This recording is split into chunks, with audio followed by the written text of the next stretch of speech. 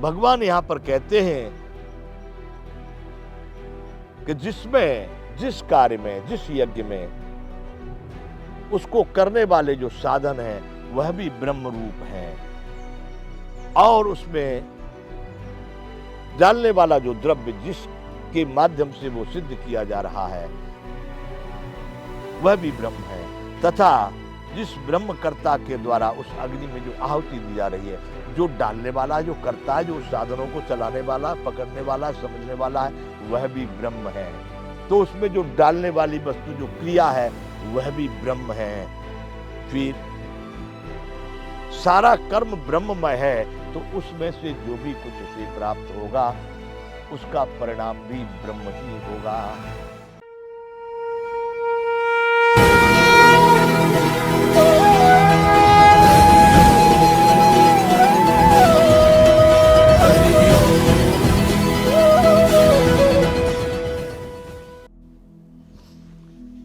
जय विश्ववंत संपूर्ण गीता ज्ञान बंधुओं, मैं इस गीता के पाठ को, गीता के अध्ययन को, गीता के प्रवचन को भारत के लिए कर रहा हूं, और उन भारतीयों से अनुरोध, आग्रह और विनय कर रहा हूं कि बंधुओं, अपने सबसे प्रिय तो अपने को जीवन होता है, और इस जीवन से यदि आपको प्रेम है तो भारतीयता अपना लो, क्योंकि भारतीयता के अतिरिक्त विश्व की कोई ऐसी संस्कृति, सभ्यता, कला नहीं है जो इस विश्व को आनंदित कर सके।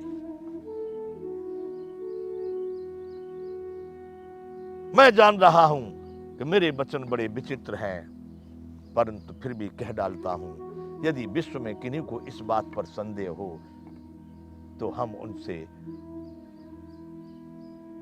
सबके समक्ष इस विषय पर संवाद कर सकते हैं कि भारतीयता ही श्रेष्ठ, विश्व के लिए श्रेष्ठ मार्ग है।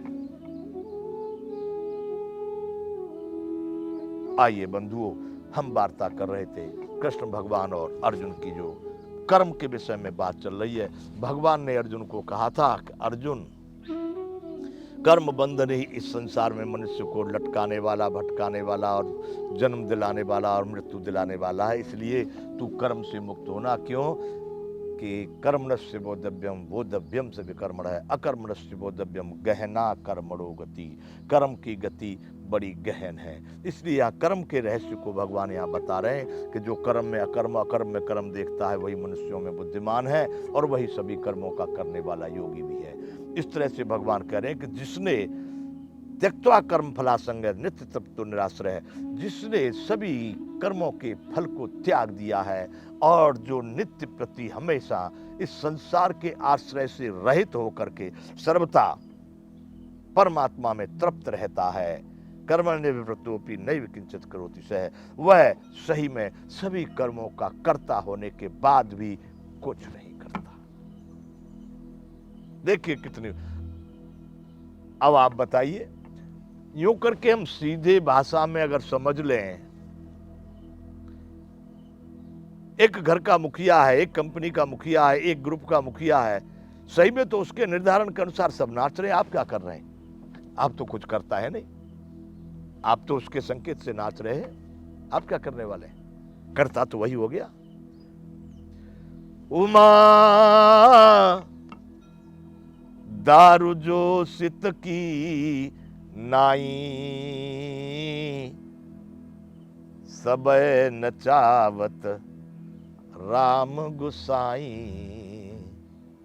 भगवान ने भी कहा है, शंकर भगवान उमा से कह रहे हैं, हे उमा, दारू जोशित, कठपुतली,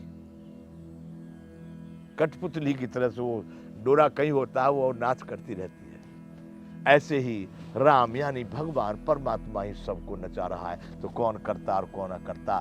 बंधुओं, यहाँ भगवान उसी बात को बार बार, क्यों इतना गंभीर विषय, इतना यहाँ पर जोर दे करके अर्जुन को बताया जा रहा है कि सामने स्थिति बड़ी विकट है। मेरे बंधुओं, मेरे भारतवासियों, आप भी समझ लीजिए, सामने स्थिति बड़ी विकट है। कौरवों का समूह सामने आकर के खड़ा है। देखो यहां कोई गाली नहीं दे रहा, एक दूसरे पर छीटा कसी नहीं कर रहे। हाँ भाई तुम कर रहे हो, उसका दंड तुम्हें भोगना होगा, करके बता रहे हैं, गाली दे करके नहीं, बात से नहीं, ऐसे नहीं।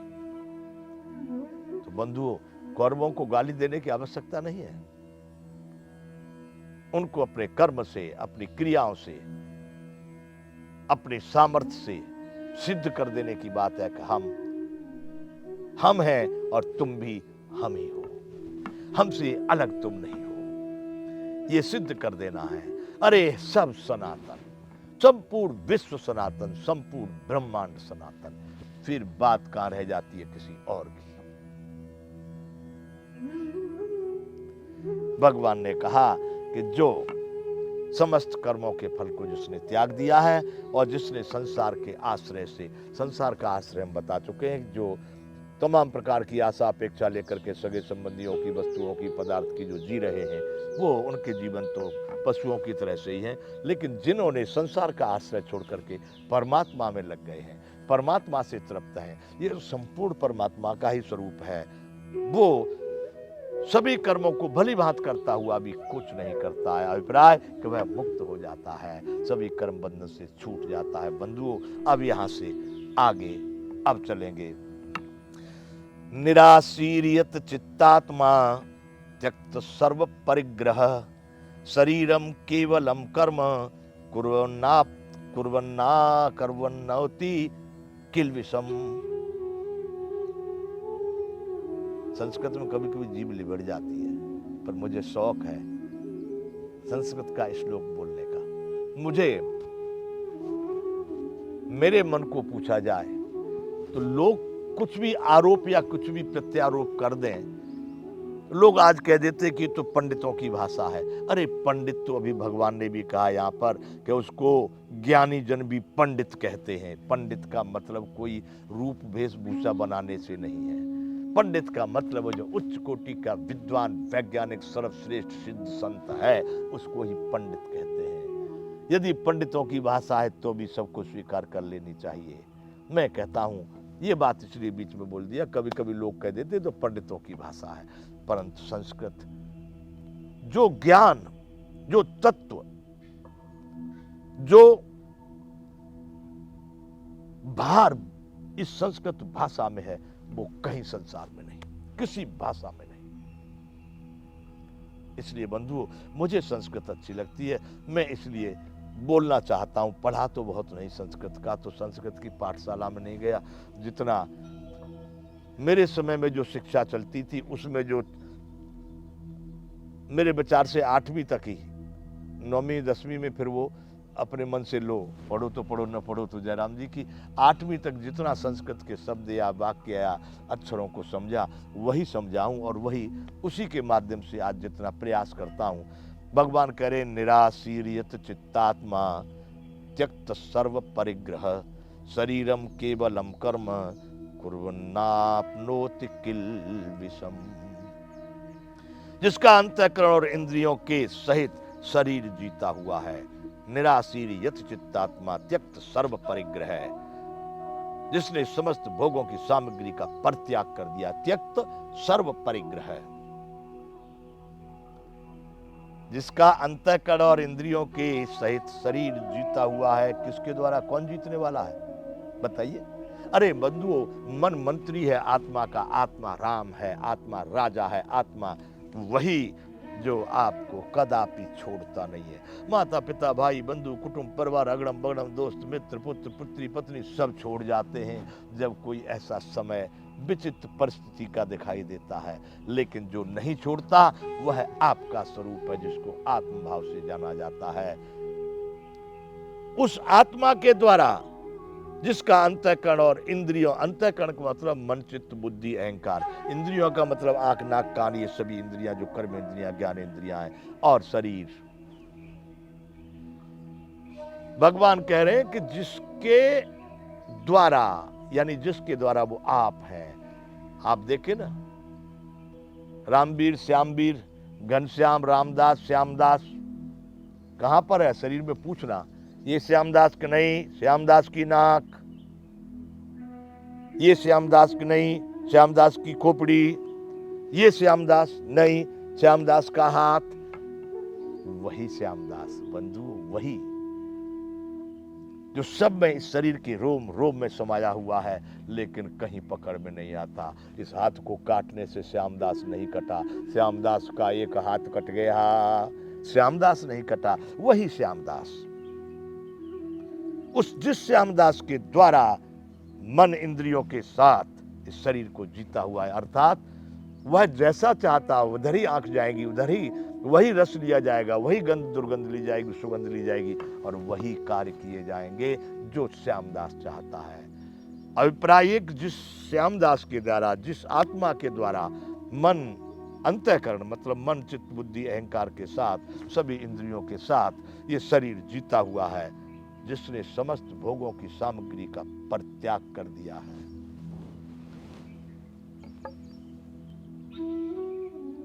बंधुओं, भारत के लिए बात कर रहा हूं। कहता रहूंगा, बोलता रहूंगा, तब तक बोलता रहूंगा जब तक मेरे सामर्थ्य, मेरी शारीरिक क्षमता या मेरे जो भी सामर्थ्य वो काम करती रहेगी, तब तक बोलता रहूंगा। अब कोई कहे बोल, कर भी रहा हूं, कर भी रहा हूं, मेरे साथ में बैठ करके देख लेना, कर रहा हूं कि नहीं कर रहा हूं, क्या कर रहा हूं। मैंने उन विषय विलासताओं को तब से लेकर के आज तक, आवश्यक वस्तुओं को जिनकी आवश्यकता उपयोग के लिए, उनके अतिरिक्त मैंने कोई विलासता की वस्तु, कोई विषय विलासता मैंने जीवन में नहीं उपयोग की है। देख सकते हैं जिनको संदेह हो मेरे जीवन के स्थिति को, यहां से लेकर तब से लेकर अब तक। इसलिए बंधु यहां कहना चाहता हूं, जिसने समस्त भोगों की सामग्री का परित्याग कर दिया है। यहां तो 5-5 भेष बदलते हैं हमारे शासक लोग एक एक दिन में, संत लोग 8-8 भेष बदल देते हैं एक एक दिन में। इनकी भोग सामग्री, अरे साहब इनके महल देखो, रहने वाले महल, वो कुटिया आश्रम नहीं है। राम का नाम लेने वालों, राम ने राज दरबार में राजा बन के राम बैठते थे, अपने घर में जाकर के चटाई पर जमीन पर बिछा करके सोते थे।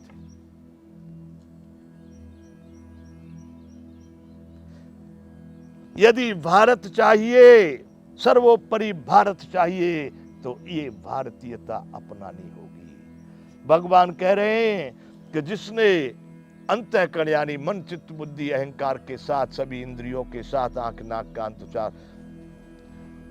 और इसके साथ शरीर जिसने जीत लिया है, और जिसने समस्त भोगों की सामग्री का परित्याग कर दिया है। कैसे? आवश्यक है जितना अन्न लेना उतना लिया जाएगा, आवश्यक है शरीर के साधने के लिए उतने वस्त्रों का, जो जो इस परमात्मा, इसमें बैठा हुआ परमात्मा आत्मा के रूप से, उसके लिए जितना आवश्यक है, उसके अतिरिक्त जो भी वस्तुएं हैं वह सब मेरे काम की नहीं। इसका नाम है समस्त भोगों का परित्याग, भोग सामग्री का परित्याग।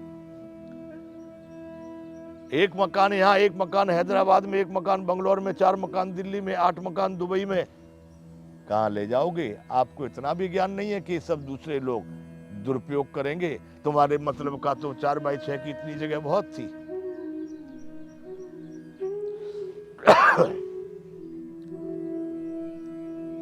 बंधुओं, भगवान ने यह कहा कि जिसके द्वारा अंतःकरण और इंद्रियों के साथ शरीर जीता हुआ है, और जिसने सभी प्रकार की भोगों की सामग्री का त्याग कर दिया है, परित्याग कर दिया है, ऐसा आशा रहित पुरुष केवल शरीर संबंधी कर्म करता हुआ भी पापों को प्राप्त नहीं होता।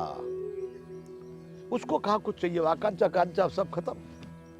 अब शरीर संबंधी, शरीर से जो भी कार्य हो रहे हैं, झाड़ू लगा रहे हैं कि पानी पी रहे हैं कि पत्थर डाल रहे हैं कि जो भी कुछ कर रहे हैं, चिंतन कर रहे हैं, मनन कर रहे हैं, वार्ता कर रहे हैं, जो कुछ कर रहे हैं, उन शरीर संबंधी समस्त कर्मों को करता हुआ भी वह कर्मों से नहीं बंधता।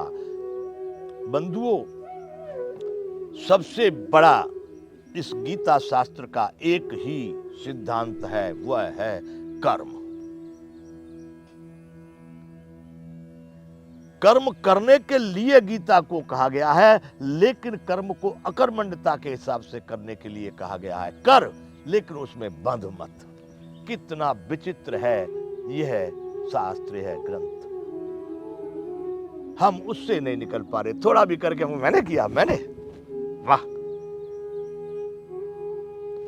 और तुम्हारी स्थिति तब दिखाई देती, जरा गड़बड़ हो जाता है। वो मेरा विचार थोड़ा ही था, वो तो किसी और ने दे दिया था।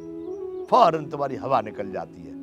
इसलिए भगवान पहले से ही कह रहे कि जाने देना, तू भागीदारी क्यों बनता है उसका, अच्छे या बुरे का, कुछ नहीं, तू मस्त हो जाना। इसी लवर जंग में तो दुनिया फंसी है। थोड़ा अच्छा कर दिए स्प्रा होगी, थोड़ा बुरा कर दिए तो फिर गड़बड़ हो गई।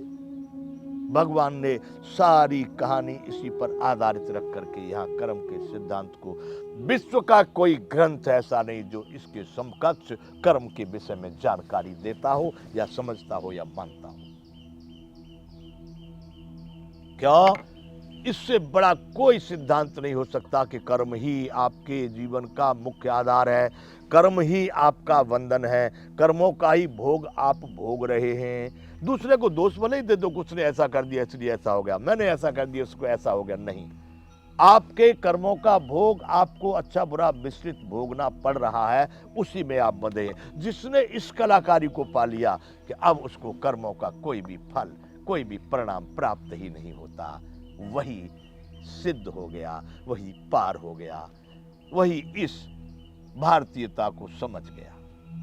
तो बंधुओं, भगवान ने कह दिया, आशा रहित पुरुष केवल शरीर संबंधी कर्मों को करता हुआ भी कर्म बंधन से नहीं बनता। उसकी काहे की आशा? आशा तो कर्म की होती है ना, भाई हमने ये किया है, अब हमने ये फैक्ट्री लगाई है, इसमें सब ये प्राप्त होगा, अभी हमने ये कर दिया तो इससे हमको ये प्राप्त होगा। जब खत्म ही कर दिया परिणाम को, तो आशा किस बात की? वह आशा रहित पुरुष सब कुछ कर्म करता हुआ भी पापों को नहीं प्राप्त होता। पाप क्या है? जिससे बंधन हो। पुण्य क्या है? जिससे मुक्त हो। इसलिए वो सभी बंधनों से मुक्त हो जाता है। बंधुओं, निराशीर यत चित्तात्मा त्यक्त सर्व परिग्रह शरीरम केवलम कर्म कुर्वन्नाप्नोति किल्बिषम। वह सभी पापों से मुक्त, किल्बिष कहते हैं पाप को, उससे मुक्त हो जाता है। आगे भगवान इसी को आगे बढ़ाते हुए कहते हैं, यदृच्छा लाभ संतुष्टो द्वंद्वातीतो विमत्सरः।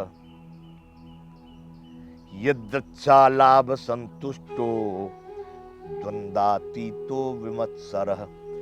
समय सिद्धावसिद्धौ च कृत्वापि न निबध्यते। जो बिना इच्छा के अपने आप प्राप्त हुए पदार्थों में सदा संतुष्ट होता है।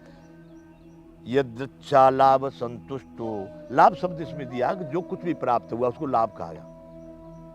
यदृच्छा लाभ संतुष्टो, जो कुछ स्वयं अपने परिश्रम हो रहा है वो चल रहा, उसका मतलब नहीं, लेकिन जो कुछ भी सामने से हमको प्राप्त हुआ वह बहुत है, कम नहीं है, लगता है और भी कुछ अधिक ही है। जो उसमें संतुष्ट रहता है, जिसमें ईर्ष्या का श्रवता भाव है, मेरे पास ये है उसको इतना ज्यादा मिल गया, मेरे पास ये कम है उसके पास इतना ज्यादा है, ये ईर्ष्या का भाव है। स्वाभाविक रूप से जो भी कुछ प्राप्त है उसी में संतुष्ट है, और जिसका किसी से भी ईर्ष्या का भाव नहीं होता, सर्वदा जिसने ईर्ष्या का अभाव कर दिया है, और जो हर्ष शोक आदि द्वंद्वों से सर्वथा अतीत है। न कुछ सीखो बड़े खुश हुए, नाच गाना, बिल्कुल नहीं, वह भी उसी का है। और न कोई बहुत कुछ हानि हो गई, चाहे किसी की मृत्यु हुई, चाहे कोई आर्थिक हानि हुई, चाहे कुछ भी हुआ, उसमें भी वह शोक नहीं करता है। जो हर्ष शोकादि, यहां पर शब्द कहा गया, जो हर्ष शोकादि द्वंद्वों से, द्वंद्व का मतलब यहाँ पर है ये और ये और ये और ये, यानी द्वंद्व, अच्छा बुरा, छोटा मोटा, खोटा खराब, ऊंचा नीचा, लाभ हानि, जय पराजय, इसी का नाम द्वंद्व है। क्योंकि संपूर्ण संसार द्वंद्व में ही फंसा रहता है और द्वंद्व के कारण ही उसके जीवन में मरणों और जन्मनो ये सब कार्य चलते रहते हैं। इसलिए बंधुओं, भगवान ने कहा है, ऐसा सिद्धि और असिद्धि में सम रहने वाला कर्मयोगी कर्म करता हुआ भी उनसे नहीं बनता। बात किसकी कर रहे हैं इसमें? कर्म की। कर्मणस्य बोधव्यम, बोधव्यम च विकर्मणः, अकर्मणस्य बोधव्यम, गहना कर्मणो गति। कर्म की गति बड़ी गहन है अर्जुन, उसको समझने जैसा है। यही बात भगवान यहाँ फिर कर्म की वार्ता तब से चलाए रख रहे हैं। यद्यच्छा लाभ संतुष्टो द्वंद्वातीतो विमत्सर है, जो भी मिला स्वाभाविक उसमें पूरा संतुष्ट, पूरा संतुष्ट। द्वंद्वातीतो विमत्सर है, जो हर्ष शोकादि द्वंद्वों से मुक्त है। कुछ हर्ष वाली वस्तु प्राप्त होने वाली नहीं है। हीरा पन्ना मोती माणिक तुम्हारे काम का नहीं है। तुम्हारे काम का वो धर्म है, वो अध्यात्म है, वो जो भगवान यहाँ बता रहे हैं। द्वंद्वातीतो विमत्सर है, समय सिद्धाव सिद्धौ च, जो सिद्धि में और असिद्धि में समान है। सफलता और असफलता में जिसको कोई भी न शोक होता है, न कोई स्पृहा होती है, न कोई हर्ष होता है। कृत्वापि न निबद्धते, ऐसा सिद्धि असिद्धि में जो समान रहने वाला कर्मयोगी है, वो कदापि कर्म करता हुआ भी उनसे नहीं बंधता। बंधुओं, ये वहां से लेकर के यहां तक जो कथा आज तक चली आ रही है, अभी तक चली आ रही है, ये उसी पर आधारित है कि आप इससे निकलिए। क्या बहुत अच्छा हो गया? नहीं। क्या बहुत बुरा हो गया? नहीं। तुम्हारा उसमें कुछ नहीं है, आप केवल निमित्त मात्र हैं। आप इस शरीर से संबंधित जो भी कर्म हो रहे हैं वो हो रहे हैं, प्रकृति के माध्यम से हो रहे हैं। आप उससे छूट जाएं। भगवान ने यहाँ पर कह दिया है, जो बिना इच्छा के, अपनी कोई इच्छा नहीं थी, स्वाभाविक रूप से जो कुछ प्राप्त हुआ उसमें सदा संतुष्ट रहता है। जो हर्ष शोक आदि द्वंद्वों से सर्वथा अतीत हो गया, उससे भूल गया, कुछ नहीं है। और समय सिद्धावसिद्ध उच्चय, जो सिद्धि और असिद्धि में, सफलता और असफलता में जो सम हो गया, वैसा कर्मयोगी, वही कर्मयोगी है। कितने भी कर्म करने के बाद कर्मों से नहीं बनता। बंधुओं, आगे कहते हैं भगवान, गत संगस्य मुक्तस्य ज्ञानावस्थित चेतसः।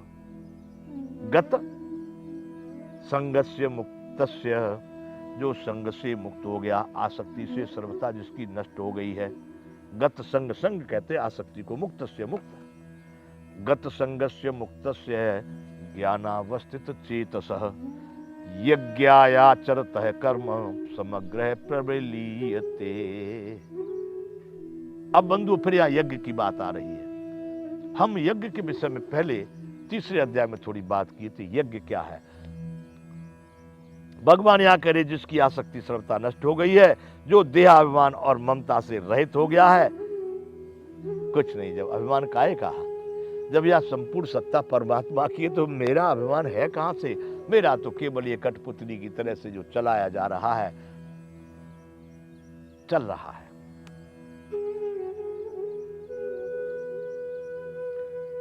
जिसका चित्त निरंतर परमात्मा के ज्ञान में स्थिर है, जिसका चित्त नित्य प्रति परमात्मा के ज्ञान में स्थिर है, ऐसा केवल यज्ञ संपादन के लिए कर्म करता हुआ। यज्ञ संपादन, यहां सवाल आ गया, यज्ञ संपादन। यज्ञ का मतलब हम पहले बताए, जो भी परमार्थिक कर्म किए जा रहे हैं, परमार्थ के जो उपाय किए जा रहे हैं, उसी का नाम यज्ञ है। वैसे व्यक्ति के कर्म भी संपूर्ण प्रकार से भली भांत नष्ट हो जाते हैं, विलीन हो जाते हैं, ऐसा इसमें कहा गया है। जिसकी आसक्ति सर्वथा नष्ट हो गई है, गत संगस्य मुक्तस्य, जिसका लगाव, जिसकी ममता सदैव के लिए नष्ट हो गई, और जो देहाभिमान से इस शरीर, अरे इसका तो भाई एक स्क्रू गदा ढीला हो जाए ना तो सब देहाभिमान खत्म हो जाए थोड़ी देर में। मैंने देखा है बैठे बैठे लोगों की नस चढ़ गई तो फिर हाथ उठना ही बंद हो गया, पड़े पड़े जो है क्या हो गया, लकवा हो गया, पूरा शरीर ही हिलना बंद हो गया। दिमाग में थोड़ी सी एक हलचल हुई तो क्या हुआ, ब्रेन हेमरेज हो गया, खत्म हो गया उनका, सब समझ शक्ति जाती रही। कितनी सामर्थ्य है शरीर में। आज से ही समझ लो बंधुओं, सौंप दो उसी को जिसने ये दिया है, सौंप दो उसी को जिसका ये है। यहां कह दिया है जिसकी आसक्ति सर्वथा नष्ट हो गई है और जो देहाभिमान से, ममता से, देह के अभिमान की ममता मतलब ममत्व होता मेरा मेरा मेरा मेरा मेरा, उससे जो रहित हो गया है और जिसका चित्त निरंतर परमात्मा में है। परमात्मा, ये संपूर्ण विश्व में जो भी कुछ है ये परमात्मा ही परमात्मा है। जब ये संपूर्ण परमात्मा के रूप से आप अब जो भी कुछ कार्य करेंगे वो परमार्थ का ही कार्य होगा, परमात्मा का ही कार्य होगा, उसी को यज्ञ कहा गया है। यहां कह दिया जो यज्ञ संपादन के लिए कार्य कर रहा है वह संपूर्ण कर्मों को करने के पश्चात भी उसको कर्म लागू नहीं पड़ते, उसके सभी कर्म नष्ट हो जाते हैं। आगे बंधु, ब्रह्मार्पणम ब्रह्म हवीर ब्रह्माग्नौ ब्रह्मणाहुतम। ब्रह्मार्पणम, अर्पण, यज्ञ में अब यज्ञ की बात आ गई, यज्ञ संपादन के लिए कर्म करता है। ब्रह्मार्पणम ब्रह्म हवीर ब्रह्माग्नौ ब्रह्मणाहुतम ब्रह्मैवेत्तेन गंतव्य ब्रह्म कर्म समाधिना। जिस यज्ञ में अर्पण अर्थात सुरवा आदि भी ब्रह्म है और जिसके हवन किए जाने योग्य द्रव्य भी ब्रह्म है तथा ब्रह्म रूप कर्ता के द्वारा ब्रह्म रूप अग्नि में आहुति देना रूप क्रिया भी ब्रह्म है, उस ब्रह्म कर्म में स्थित रहने वाले योगी द्वारा प्राप्त किया जाने वाला फल भी ब्रह्म है। उसको मिलेगा भी क्या, ब्रह्म ही मिलेगा। ब्रह्म का मतलब है, आज लोग भ्रम में पड़े हुए हैं, भ्रम, ब्रह्म जो कभी नाश नहीं होता, ब्रह्म जो श्रेष्ठ है, ब्रह्म जिसके माध्यम से संपूर्ण ब्रह्मांडों का संचालन हो रहा है। भगवान कहते हैं कि जिस यज्ञ में अर्पण तथा श्रवा जो साधन लगाए गए, बंधुओं यहां आप देखेंगे श्रवा आदि जिससे घी चढ़ाया जाता है, यज्ञ में कुछ सामग्री डाली जाती है और जो बनाया जाता है, तो वो यज्ञ के विषय में भगवान कह रहे हैं। पर यहाँ उतने से ही अभिप्राय नहीं है। यदि आप ज्ञान से भी यज्ञ कर रहे हैं तो जिस क्रिया से, जिस साधन से वो यज्ञ हो रहा है, या आप जप कर रहे हैं या श्रम कर रहे हैं, जिस साधनों से श्रम कर रहे हैं वही श्रवा हो जाएगा, जिस साधन से आप उस क्रिया को कर रहे हैं वो श्रवा हो जाएगा, जिस लिए कर रहे हैं वो श्रवा, वो हवन हो जाएगा। भगवान यहां पर कहते हैं कि जिसमें, जिस कार्य में, जिस यज्ञ में उसको करने वाले जो साधन हैं वह भी ब्रह्म रूप हैं और उसमें डालने वाला जो द्रव्य जिसके माध्यम से वो सिद्ध किया जा रहा है वह भी ब्रह्म है, तथा जिस ब्रह्म कर्ता के द्वारा उस अग्नि में जो आहुति दी जा रही है, जो डालने वाला है, जो करता है, जो उस साधनों को चलाने वाला है, पकड़ने वाला है, समझने वाला है, वह भी ब्रह्म है। तो उसमें जो डालने वाली वस्तु जो क्रिया है वह भी ब्रह्म है। फिर सारा कर्म ब्रह्ममय है तो उसमें से जो भी कुछ उसे प्राप्त होगा उसका परिणाम भी ब्रह्म ही होगा। सीधी भाषा में बंधु ये गीता की भाषा है, संस्कृत की। सीधी भाषा में कह दूं कि जिस मनुष्य के द्वारा होने वाले सभी कर्म, वो क्रिया भी ब्रह्म है, कर्म भी ब्रह्म है, जो लिया दिया वो भी ब्रह्म है, जिसके द्वारा किया गया वो भी ब्रह्म है, जिससे प्राप्त हुआ वह भी ब्रह्म है, तो जो प्राप्त हुआ वह भी ब्रह्म ही होगा। भगवान ने कहा है। इसलिए बंधु इस संसार में जो कुछ हो रहा है आप सीधा यही मानिए कि परमात्मा के द्वारा परमात्मा के लिए हो रहा है, अपने को उसमें भागीदार मत बनाइए। आगे भगवान कहते हैं, देवमेवा परे यज्ञम योगिनः पर्युपासते, ब्रह्माज्ञाव परे यज्ञम यज्ञ नैवोपजुह्यति। अब यह यज्ञ की बात आ गई है। यज्ञ का मतलब हम सीधी भाषा में आपको कहते हैं, जो क्रिया, जो उपाय, जो विधि ब्रह्म के लिए, परमात्मा के लिए, परोपकार के लिए, परमार्थ के लिए हो रही है, उस सब का नाम यज्ञ है। यहां भगवान कहते हैं, दूसरे योगी जन देवताओं के पूजन रूप यज्ञ को ही पहले बता दिए, द्रव्य यज्ञ का पहले बता दिए कि जो श्रुबा आदि साधन है वो भी ब्रह्म है। उसमें हवन किए जाने वाला जो द्रव्य है, चाहे तिल है, चाहे चावल है, चाहे सामग्री है, चाहे साकल्य, जो भी कुछ है, जो डाला जा रहा है वह भी ब्रह्म है, तथा जो डालने वाला है वो भी ब्रह्म है, उसकी जो क्रिया हो रही है वो भी ब्रह्म है। तो भगवान ने यहाँ क्या कहा कि जो द्रव्य यज्ञ का विधान किया, हवन कुंड बना करके जो प्रक्रिया हो रही है, तो उसमें से जो प्राप्त होने वाला परिणाम है वह भी ब्रह्म है। आगे बंधु यहाँ से चर्चा करेंगे। जय विश्व बंधु।